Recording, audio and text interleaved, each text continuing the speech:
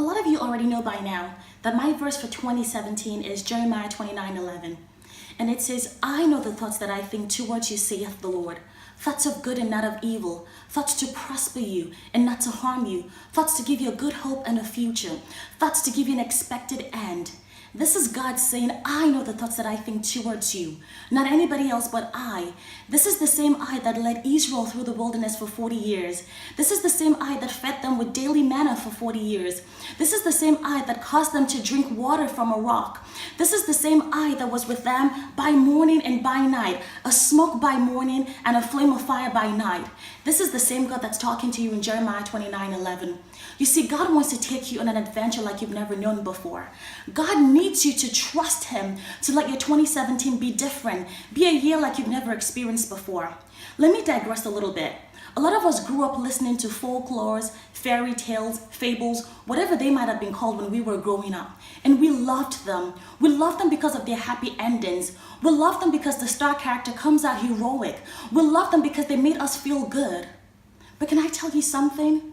We don't believe in them. We don't believe they can happen to us. We don't believe that a situation can change overnight just like that, and we can have one of those fairy tale endings. I want to tell you something though, that it can't happen to you. 2017 can be an adventurous year for you, filled with beautiful adventures with God. 2017 can be filled with something I call GodTales. Not fairy tales, but GodTales. Let me tell you what a GodTale looks like.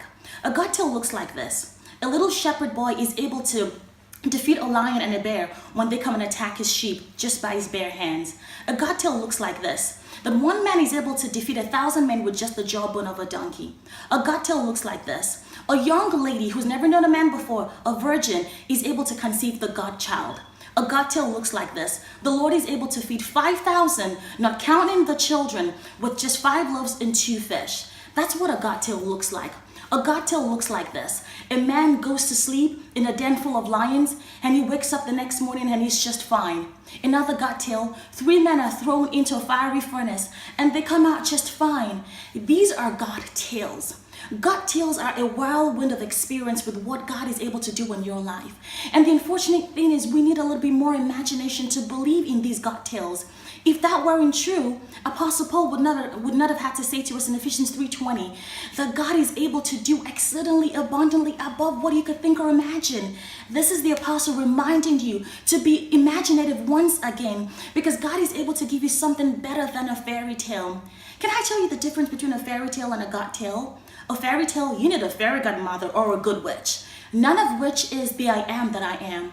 But with the GodTale, you need the I am that I am. You need the God of all gods, the King of kings, the one who was there before time began, the one who is not boxed into the dimensions of time, the one who will be there when the universe ends, the one without genealogy, without beginning or end, the one who's complete in himself. See, unlike a fairy godmother or a good witch, he doesn't need a spell or fairy dust. He's complete in himself. He's God all by himself, and he wants to take you on this thrilling adventure.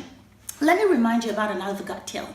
Remember that beautiful story about a little boy with a multicolored jacket who became a slave, then a prisoner, but then he ends up being the prime minister of the greatest civilization of his own time. These are GodTales, and these are examples of the kind of adventures that God wants to take us on if we could just trust Him a little bit. See, I'm encouraging you in 2017 to look at the I that is in Jeremiah 29:11. That is the omniscient one, the omnipotent one, the omnipresent one, the God who is just there for you at all times, who needs nothing but Himself to make your GodTale a reality. You know what? If He ever needs anything from you, it's something He's deposited inside of you already. So let's go on this adventure together. Are you ready? Because I am ready for a jaw-dropping experience with God. I am ready for the greatest thrill of my life. And you know what? Would love for you to share your GodTales with us. So leave us a comment, leave us a note, whether it's personal or something you'd love to share with everybody. We want to hear it, because 2017 is going to be a year of tremendous GodTales for all of us. From your friends at Marriage Bite, we love you and we're looking forward to your GodTales. God bless you.